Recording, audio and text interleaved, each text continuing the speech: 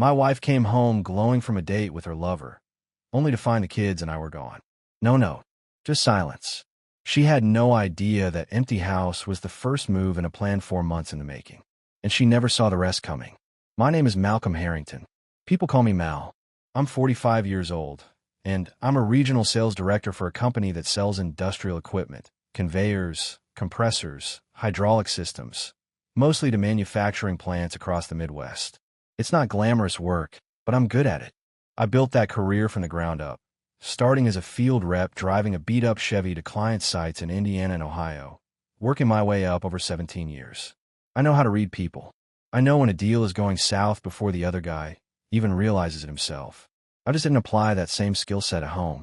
Jolene and I met at a friend's 4th of July cookout back when I was 28. She was 20, bright-eyed, and laughing at something across the yard when I first noticed her. We dated for 2 years, got married in a small ceremony in Columbus, and for a long time, a good, long time, things were solid. We bought a house in a suburb outside of Cincinnati. We had 2 kids, Lily, who's 7 now, and Owen, who just turned 5. I coached Owen's t-ball team last spring. I never missed Lily's school plays. I was present. That's the part that still stings when I think back on it. I was genuinely, fully there. But somewhere around the time Jolene took a marketing coordinator position at a mid-sized logistics firm, something shifted. I didn't see it right away. She started coming home later. Not every night, just often enough that it registered. She joined a professional development group that met on Thursday evenings. She started locking her phone face down on the counter every time she walked in the door. Small things. The kind of things you can explain away one by one, but when you stack them up, they form a shape you don't want to look at directly. I remember one evening in October. I got home around 6:30 to find the kids fed and parked in front of the TV, and Jolene in the bedroom with the door half closed, laughing into her phone. She stopped when I pushed the door open. The laugh died fast. "Who's that?" I asked, keeping my voice easy. "Just a girlfriend from work," she said, setting the phone face down on the nightstand. "Dinner's in the fridge if you're hungry." That was it. No further explanation. I heated up the pasta, sat with the kids, and told myself I was reading into nothing. The truth is, I had already started noticing the name Donovan Pierce floating around our house. He was her department director. I'd heard her mention him a few times in a neutral, professional context. But then I noticed she mentioned him less, and that absence felt louder than the mentions had. I'm not a man who spirals. I don't pace the kitchen at 2 in the morning running worst-case scenarios. That's not how I'm built. But I am thorough. I spent 20 years in sales learning to never walk into a room without knowing what I'm walking into. So when my gut told me something was off, I didn't panic. I started paying attention. By November, I had enough small observations stacked up that I made a decision. I wasn't going to tear the house apart based on a feeling. I needed facts. And to get facts, I needed help. I called a woman named Vivian Marsh on a Wednesday afternoon from my car in the parking lot of a client facility in Dayton. She came recommended by a lawyer I'd done some contract work with years back. A no-nonsense woman, former police detective, mid-50s, with the kind of voice that tells you she's seen worse than your situation and handled it. She listened to what I had without interrupting. When I finished, she asked 2 questions. "How long has this been going on?" "I don't know," I told her. "That's part of what I need to find out." She was quiet for a moment. Then she said, "Give me 2 weeks." I drove home that evening, helped Owen with his bath, read Lily her chapter book, and kissed both of them goodnight. Jolene was already asleep, or pretending to be, when I came to bed. I lay there in the dark staring at the ceiling, thinking about all the things I'd built and all the ways they could come apart. I wasn't angry yet. I was still in that cold, careful place where a man goes when he knows what's coming but won't let himself fall apart before the storm hits. That part came later. Vivian Marsh called me on a Tuesday afternoon, 11 days after I'd hired her. I was in a meeting with a client in Indianapolis when my phone buzzed. I excused myself, stepped into the hallway, and took the call standing next to a fire extinguisher mounted on a cinder block wall. "You got time to talk?" she asked. "Give me 5 minutes," I said. I wrapped up the meeting faster than I should have, walked to my rental car, and sat in the parking garage with the engine off. When I called her back, she didn't waste words. "Your instincts were right," Vivian said. "Donovan Pierce. He's her direct supervisor at the firm, director of operations. They've been meeting outside the office for at least 4 months, probably longer. I've got photos, locations, dates. A hotel off, 71 near Sharonville twice. A restaurant in Hyde Park, 3 times. Last Thursday evening, they were together for just over 2 hours while you were apparently at Owen's t-ball practice. I didn't say anything for a moment. I already knew. But knowing and hearing it confirmed out loud are two completely different things. There's more, Vivian continued. I pulled some public HR records and did some digging through a contact at the Ohio Labor Board. Jolene's received 3 salary increases in the past 22 months. The jumps are, let's say, unusual. 14%, then 9, then 12. All approved by Pierce. No performance documentation on file to justify the rate. That's not a coincidence, Mel. That's a pattern. I did the math in my head. 3 raises totaling roughly 35% over less than 2 years. On Jolene's base salary, that was somewhere in the neighborhood of $38,000 in additional annual compensation, money that had been flowing into our joint account while I had no idea what it was actually tied to.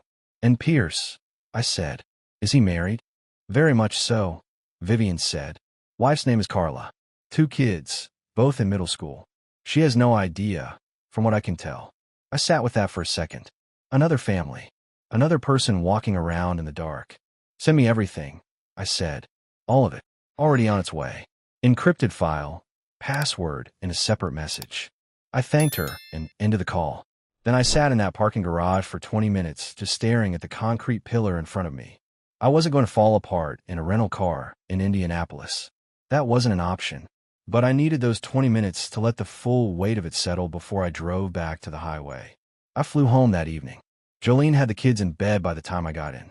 She greeted me in the kitchen, poured herself a glass of wine, asked about the trip. Normal. Relaxed.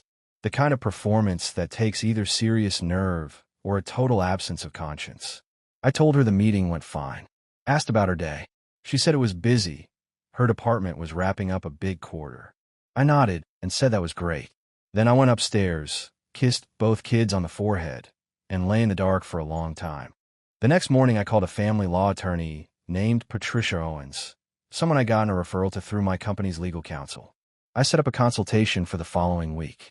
I told her I needed to understand my options before I made any moves. She told me that was smart.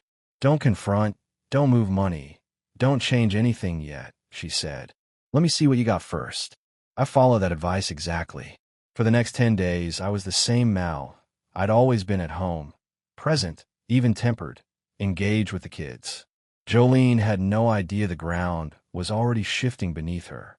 There was one moment during that stretch that I keep coming back to. A Saturday afternoon, the 4 of us at the kitchen table doing a puzzle with Owen, one of those chunky wooden ones with farm animals. Lily was bossing everyone around about where the pieces went. Jolene was laughing. I was watching her laugh and thinking, you have no idea what's coming. Not because I wanted to hurt her, but because I had finally stopped lying to myself about what was real. I also spent time those evenings going through our shared financial accounts more carefully than I ever had. What I found on top of Vivian's report made my jaw tighten. Over the past 16 months, Jolene had been making regular cash withdrawals, never more than $600 at a time, always from different ATMs, always on days I was traveling for work. The total I calculated came to just over $41,000. That money hadn't gone toward the mortgage. It hadn't gone toward groceries or the kids' activities. I had no idea where it had gone, but I had a strong suspicion it had gone the same place she had on those Thursday evenings. I added that figure to my notes and sent it to Patricia Owens. Then I went downstairs and helped Owen build a block tower until bedtime. Patricia Owens had been clear with me. Don't tip your hand until you're ready to play every card at once. So I waited. I watched. I kept my face neutral and my voice steady. And I let Jolene believe she was still running the game. The opportunity came on a Friday in late November. Jolene announced at breakfast that she had a girls' night planned. Her friend Dana and a couple of women from her office, dinner and drinks downtown, probably late. She said it with just the right amount of casual, the way someone does when they've rehearsed the delivery. No problem, I told her, pouring Owen's cereal. I'll take the kids to Mom and Dad's for the night. Give you the house to yourself. She looked up from her phone. Just a flicker, half a second, of something I couldn't quite name. Relief, maybe, or the beginning of a plan falling into place. That's sweet, she said. You sure? Absolutely, I said. I spent that day at work running through everything one more time in my head. Vivian's photos, Patricia's legal framework, the bank statements, the $41,000. I had everything I needed. At 4 in the afternoon, I loaded the kids into my truck, drove them out to my parents' place in Loveland, and had dinner with my mom and dad. My mom kept watching me across the table the way she has since I was 12 years old, like she could read my face through a brick wall. When I helped her clear the dishes, she put her hand on my arm. Malcolm, she said quietly, whatever's going on, you know where we are. I know, Mom, I told her. That's exactly why the kids are here tonight. She didn't ask anything more. She just nodded and squeezed my arm. I didn't go back to the house. That was the point. I checked into a hotel near the airport, ordered room service I barely touched, and sat at the small desk by the window going through my notes one more time. Outside, Cincinnati hummed along like nothing was different. Inside that room, everything was. At 12:32 in the morning, my phone buzzed. A text from Jolene. Where are you? House is empty. Kids. I waited 4 minutes before I replied. Not to be cruel, but because a man who answers in 30 seconds looks like a man who's been sitting by the phone. I wasn't that man. Kids are at Mom and Dad's. Safe. We need to talk. Tomorrow morning. I'll come by at 9. 3 dots appeared. Disappeared. Appeared again. Then what's going on, Mal? I set the phone face down on the desk and went to bed. She had the whole night with that question. The empty house, the silence, the single unanswered text sitting on her screen. I wanted her to feel the weight of not knowing. The same weight I'd been carrying for 4 months. I arrived at the house at 9 sharp the next morning. Jolene was already up, sitting at the kitchen table in yesterday's clothes, a cold cup of coffee in front of her. She looked like someone who hadn't slept. She probably hadn't. I sat down across from her, laid my phone on the table with the first of Vivian's photographs already on screen, and said, I'm going to show you something, and then we're going to have an honest conversation. Probably the first one we've had in over a year. The color left her face before I said another word. That's the Hampton Inn off I-71, I said. November 4th. You told me you were working late that evening. I was at Owen's practice. I swiped to the next photo. Hyde Park Grill, October 18th. You said you were with Dana. She opened her mouth. I kept going. Vivian Marsh documented 7 meetings over 4 weeks. I have dates, times, locations. I also have your bank records. Jolene, the cash withdrawals going back 14 months. $41,000. And I have documentation of 3 salary increases approved by Donovan Pierce that have no performance basis on file. I sat back. So before you tell me anything, understand that I already know the shape of it. I'm giving you the chance to be honest, because after today, that window closes. She was quiet for a long moment. Then her jaw tightened. You had me followed, she said, her voice dropping low and sharp. You hired someone to spy on me. I gathered evidence of something you were actively hiding from me. I replied, that's not the same thing, and you know it. I can explain. Then explain the $41,000. I said, start there. She couldn't. She looked at the floor, and I watched the defense crumble piece by piece, and I felt something settle in my chest that I hadn't felt in months. The cold, clear certainty of a man who knows exactly where he stands. That morning was the beginning, not the end. The silence after I laid out the evidence was the loudest thing I'd heard in years. Jolene sat on that couch staring at the floor, and I let the silence do its work. I didn't fill it. I didn't soften the edges. I just waited. Finally, she looked up. How long have you known? Long enough, I said. What I want to know is how long it's been going on. She hesitated, pressing her lips together. 8 months, she said. Then, maybe a little longer. I nodded once. That matched what Vivian had estimated. And the money? Mal. The money, Jolene. She exhaled slowly. Hotels. Dinners. A weekend trip in September. I used cash, so there wouldn't be a record on the card. She looked at me like she expected that explanation to land somewhere other than where it did. So you planned it, I said. This wasn't something that just happened. You planned the withdrawals, planned the cover stories, planned the schedule. For 8 months. She didn't deny it. That was almost worse than if she had. What came next was the part I braced for. She pivoted, shifted from defensive to offensive the way people do when they have nothing left to defend. You were never here, Mal, she said, her voice hardening. Even when you were in the house, you weren't here. Always on the phone, always thinking about the next deal, the next client. Do you know how many dinners you missed last year? How many times I tried to talk to you, and you were already halfway somewhere else? I let her finish. Then I said, I missed 4 dinners last year. I have a calendar. And every time you wanted to talk, I was available. You just didn't want to talk about this. I paused. If you were unhappy, Jolene, I deserve to know that. We could have gone to counseling. We could have had hard conversations. What you didn't get to do was take $41,000 out of our family's account and spend it on another man, and then tell me it's my fault. She looked away. Something in her expression flickered. Not guilt exactly, but a recognition that she wasn't going to win this argument on those terms. So what now? She asked. Now we do this right, I said. For Lily and Owen, we do this like adults.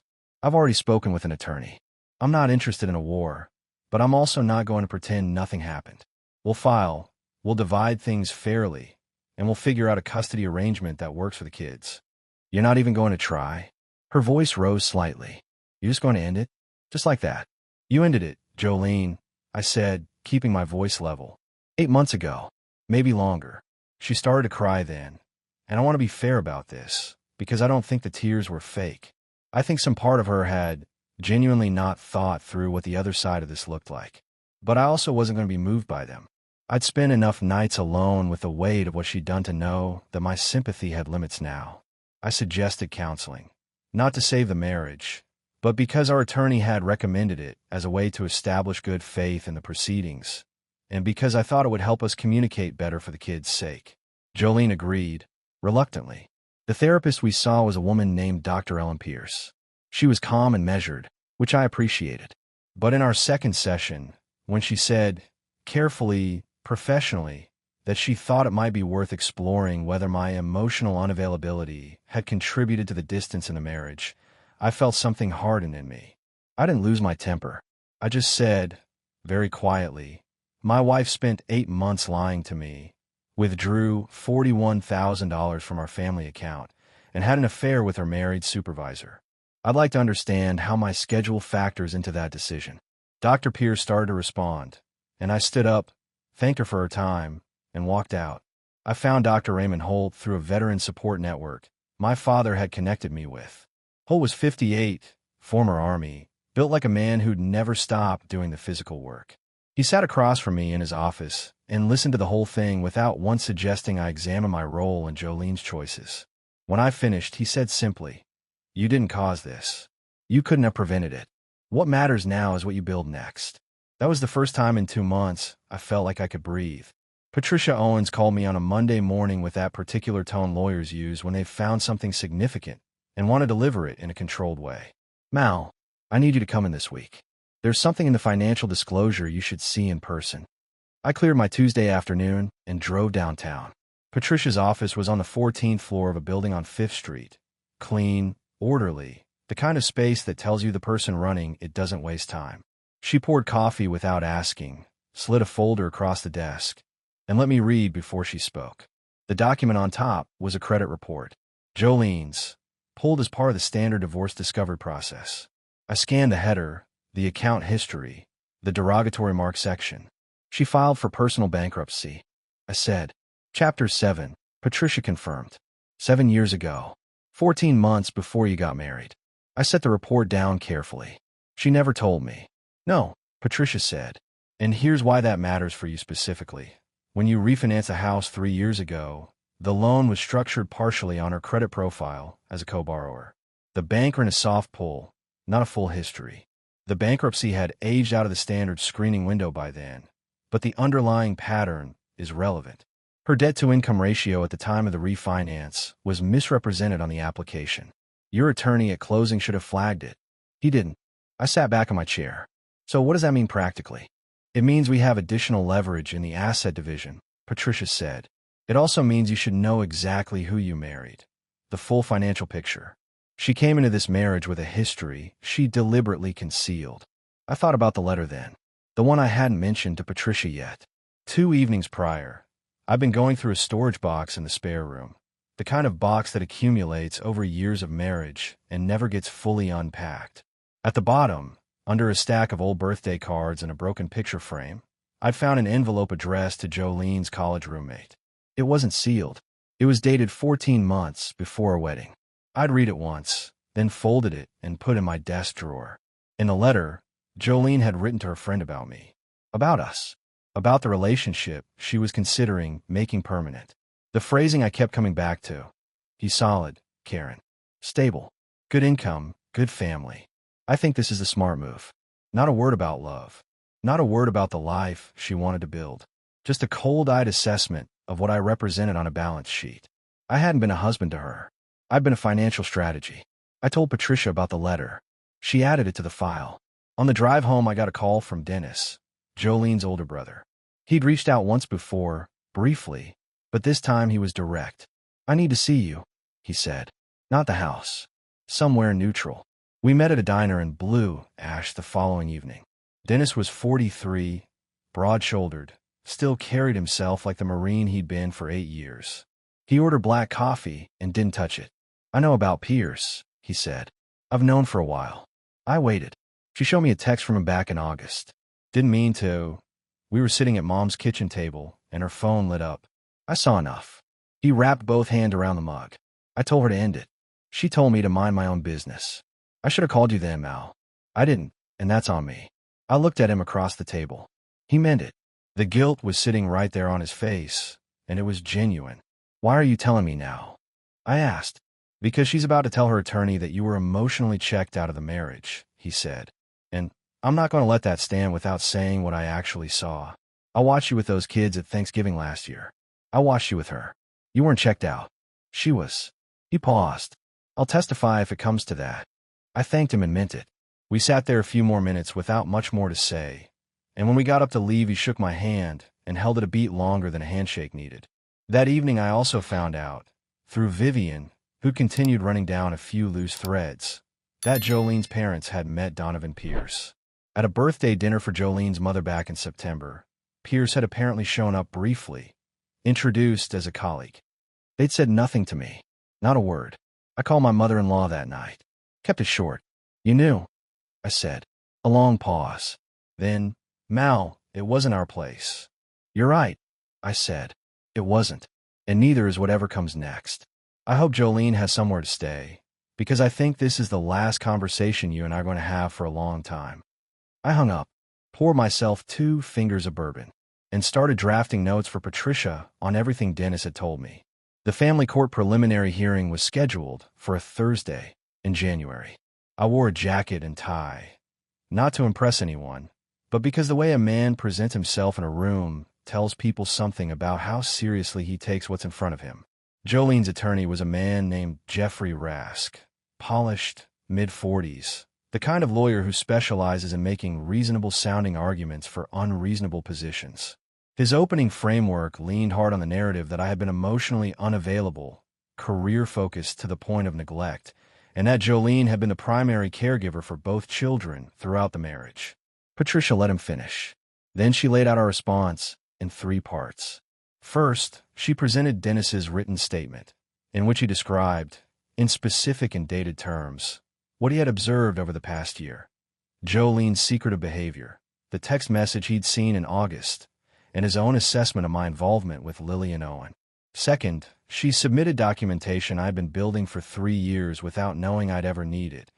A calendar log, kept on my phone, of every school event, medical appointment, practice, recital, and bedtime routine I had been present for. 1,012 entries. Rask looked at the printout and said nothing. Third, she raised the question of the $41,000 in undocumented cash withdrawals and asked Jolene's side to explain where that money had gone. Rask requested more time to respond. The judge, a woman in her early 60s with the expression of someone who had seen every variation of this kind of hearing, gave them 2 weeks. Outside the courtroom, Jolene caught my eye in the hallway. She looked tired in a way that had nothing to do with sleep. "You really built a case against me," she said, not loudly. "I built an accurate record," I replied. "That's all." She shook her head and walked away with Rask. Patricia and I went over next steps in a coffee shop around the corner. She recommended we push for full physical custody, allowing Jolene liberal visitation. She thought the financial record gave us strong standing. I told her I wanted the house sold. Not bought out by Jolene, sold. She asked if I was sure. I'm sure, I said. I don't want the kids growing up in a house with that history. Fresh start. She nodded and made a note. The house went on the market in February. Jolene moved into an apartment in Norwood. She had wanted to stay in the house, had pushed Ras to argue for it. But without the financial resources to buy out my equity, and with the withdrawn $41,000 still unaccounted for, her position was weak. The sale closed in March at $422,000. We split it per the settlement agreement. It was clean, and it was final, and I felt nothing complicated about it. What I did feel something about was the afternoon Carla Pierce showed up at Jolene's office. Vivian had sent Carla the documentation package, photographs, hotel records, dates, without identifying herself as the sender. I hadn't asked her to do it, but I hadn't told her not to either. Carla Pierce, apparently, was not a woman who processed information quietly. She arrived at Jolene's office building on a Wednesday morning and, according to two witnesses whose accounts made their way to me secondhand, stood in the lobby and said, at considerable volume, exactly what she thought of women who pursued married men. Security was called. Carla left on her own terms before they arrived. Jolene called me that afternoon, furious. "Did you send her in my office?" she demanded. "No," I said, which was technically accurate. "This is harassment, Mal." "Jolene," I said calmly. Carla Pierce found out her husband had been having an affair. She reacted. "That has nothing to do with me." I paused. "Maybe have a conversation with Donovan about consequences." She hung up. Donovan Pierce, for his part, had been placed on administrative leave of the firm pending an HR investigation, initiated, as far as I could tell, by someone in the company's compliance department who had noticed the salary irregularities. He resigned 3 weeks later. I heard about it from Dennis, who heard it from Jolene, who called her brother to complain. I filed away that information and moved on. Patricia Owens called me on a Wednesday afternoon in late February with the words I'd been working toward for 3 months. "Judge Hargrove gave us primary physical custody," she said. "Jolene gets alternating weekends and 1 weeknight per week, supervised for the first 90 days, pending the financial accountability review." I was in my car in the parking garage at work when she told me. I sat there for a minute without starting the engine, just letting it settle. Not triumphant. That's not the right word. More like a man who's been carrying something heavy, finally being able to set it down on solid ground. "What about the $41,000? I asked. "She's agreed to acknowledge it in the settlement as marital funds misappropriated for personal use. It'll be factored into the asset split. You'll see it reflected in the final numbers." That had been a battle. Ras had tried 3 different frameworks to characterize those withdrawals. Personal spending within marital discretion, household expenses, even a poorly documented argument that some of it had gone toward gifts for the children. Patricia had dismantled each one methodically, with bank records, receipts, and the simple arithmetic of what her household accounts had actually been used for. The supervised visitation condition had come from Dennis's statement and from a child psychologist Patricia had engaged as an expert witness, a woman who had interviewed both Lily and Owen and noted, in careful clinical language, that Owen in particular had expressed confusion about his mother's recent absences and changes in behavior. Nothing dramatic, but enough. I picked the kids up from school that afternoon without telling them anything had changed in any formal sense. We went for pizza, their choice, which meant Owen insisted on the place with the arcade games, and Lily negotiated for extra breadsticks. Sitting across from him in that booth, watching Owen lose 3 tokens in under 60 seconds and Lily patiently explaining to him that he needed to aim differently, I felt the first clean, uncomplicated happiness I'd experienced in months. That evening I called Dr. Raymond Holt and told him about the ruling. He asked me how I felt. "Like I did what I was supposed to do," I said. "That's the right answer," he said. The formal settlement was signed in March. The house sale had closed by then, and the proceeds had been divided according to the agreement. Jolene moved into her Norwood apartment with the furniture she'd taken from the house. We divided that reasonably, without drama. She had her half of the sale. She had her car. She had every other weekend with her children. What she didn't have was the narrative she'd been trying to build. The one where I was the reason, where the marriage had failed because of my schedule and my silences and my failure to be whatever she needed. Dennis had closed that door. The financial record had sealed it. The log of 1,012 entries had locked it from the outside. Rask had made one last attempt in the final settlement conference. He'd suggested, somewhat obliquely, that my aggressive documentation habits suggested a man who had been preparing for conflict rather than investing in a marriage. I looked at him across the conference table and said, I kept that calendar because I was a present father. The fact that it also turned out to be evidence is a coincidence I'm comfortable with. Patricia smiled at her notepad. Rask moved on. The kids and I spent the last weekend of March driving up to my parents' place in Loveland. Mom made her pot roast. Dad took Owen out to the backyard to show him something in the garage. He was building a birdhouse, and Owen had apparently decided he was an expert on bird architecture. Lily sat at the kitchen table with my mother looking through an old photo album, asking questions about people she recognized and people she didn't. I stood in the doorway watching them and understood, clearly and quietly, that this was what I'd been protecting. Not a marriage that had already stopped being real. These kids, this kitchen, this ordinary Saturday afternoon. I was going to be just fine. The house sold on a Thursday. I signed the closing documents in Patricia's office, shook hands with the title agent, and drove back through a neighborhood I'd lived in for 9 years without stopping. I didn't need to stop. What I needed from that house was already gone. The kids' drawings I'd saved in a folder, the photo albums, the small wooden jewelry box my grandfather had made that sat on the shelf in my home office. Everything else was just walls. I've been renting a house in Hyde Park since February. 3 bedrooms, good school district, a backyard big enough for Owen to run in. The kids had helped me set up their rooms. Lily had strong opinions about her shelf arrangement. Owen wanted his bed under the window. I let them make every decision that was theirs to make. The night after the closing, I was going through the last box of items I'd moved out of the old house. The kind of box that holds the miscellaneous residue of a life, things that don't fit a category. Old birthday cards. A broken watch I'd meant to get repaired. A photograph from our first anniversary trip to Nashville, the two of us on a bridge somewhere downtown. I held that photograph for a moment. We looked happy. We probably were, in that specific moment, on that specific bridge. I didn't try to reconcile that image with everything that had followed. Some things can be true at the same time without explaining each other. At the bottom of the box, I found the letter again. The one Jolene had written to her college friend Karen, 14 months before her wedding. I'd read it once and filed it. I read it again now, standing in the kitchen of my rented house in Hyde Park with the kids asleep upstairs. He's solid, Karen. Stable. Good income, good family. I think this is the smart move. I folded it once and set it on the counter. Then I thought about the 17 years I'd spent being solid and stable for a woman who had filed those qualities under useful rather than loved. I wasn't angry about it anymore. Anger requires a certain amount of ongoing investment, and I had better things to invest in.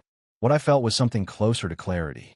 The kind that comes after a long storm finally moves through and leaves the air clean and cold and absolutely honest. I put the letter in the recycling bin. I didn't need it anymore. It had already done everything it needed to do. The next morning, I took the kids to the park down the street from the new house. Owen had decided the particular climbing structure there was a spaceship, a determination he made on day one and had not revisited. Lily brought a book and read on the bench beside me, occasionally looking up to editorialize on Owen's spaceship mission. I sat there in the April sunlight and thought about what came next. Not in an anxious way, in the way a man thinks about a project he's genuinely looking forward to starting. I thought about Kimberly Winters, a woman I'd met briefly at a fundraising dinner my company had sponsored in March. A friend had introduced us with no ulterior motive, or so he claimed. Kimberly was 43, a widow, 2 grown stepchildren from her late husband's previous marriage. She had the quality I'd come to value most in a person. She said exactly what she meant and didn't require you to decode it. We talked for about 20 minutes at that dinner. She'd asked about my work with the straightforward curiosity of someone who actually wanted to know, not someone filling conversational space. When I mentioned the kids, she'd smiled in a way that didn't perform anything.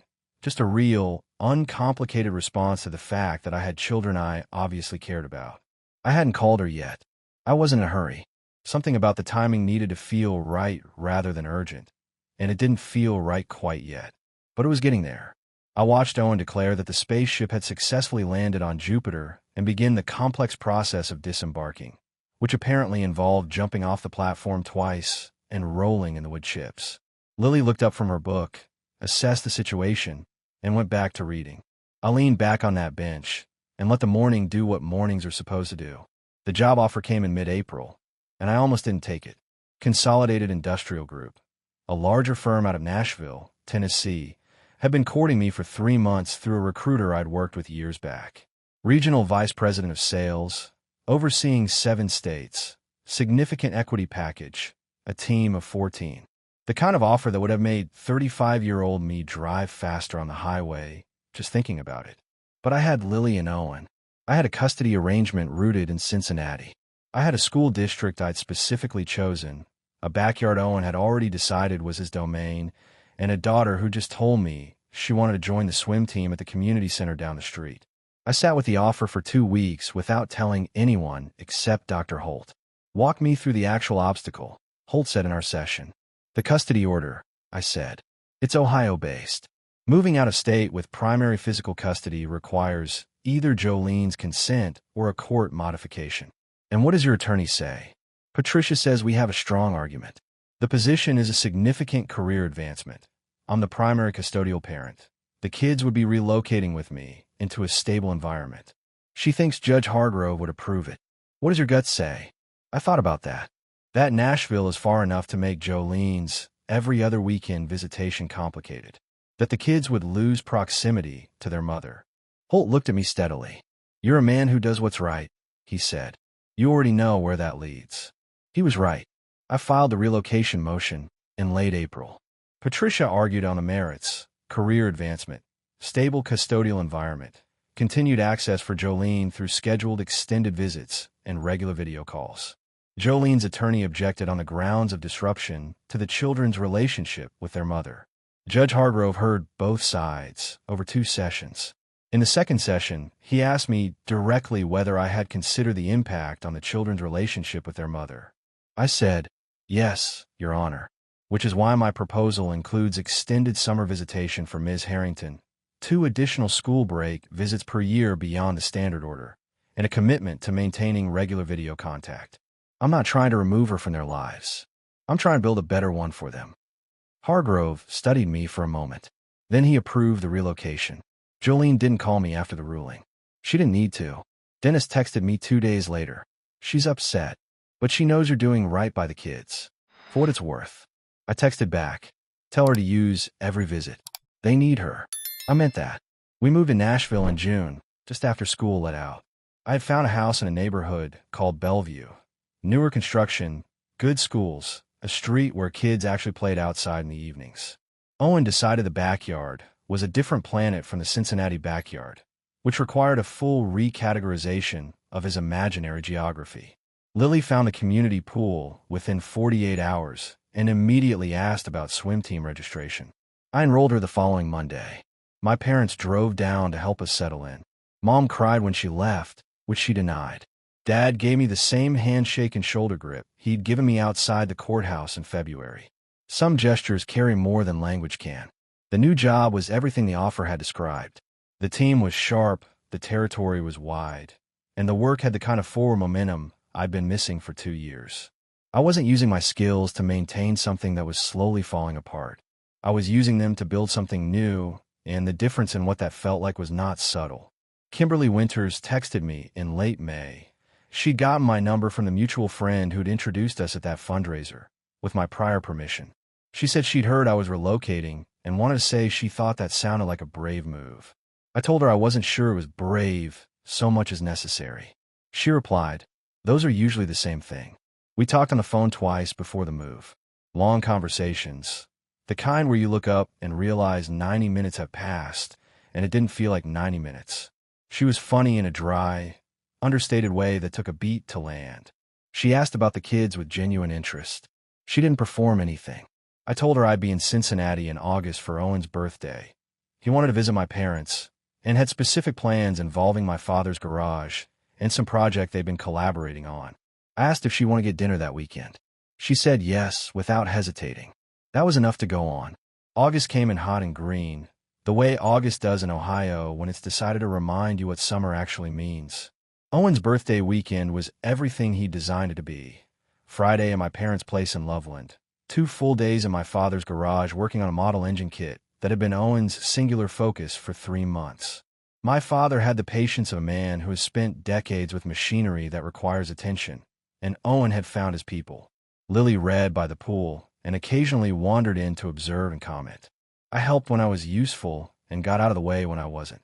On Saturday evening, I drove back into Cincinnati for dinner. Kimberly had suggested a restaurant in Hyde Park, a neighborhood I knew well, which I appreciated. She was already at the table when I arrived, looking at the menu with the focused attention of someone who takes food seriously, and she looked up when I walked in and smiled in the way I'd remembered from the fundraiser. Direct, uncomplicated, real. We talked for 3 hours. About her late husband, who she spoke of without performance, with the matter-of-fact honesty of someone who has genuinely processed grief rather than decorated it. About her work. She ran a small landscape architecture firm she'd built after her husband died, something she'd started as a side project and expanded out of necessity and then out of love for it. About my kids and her 2 grown stepchildren, who she stayed in close contact with, and who apparently approved of her new business venture with the kind of vocal pride that made her smile when she talked about them.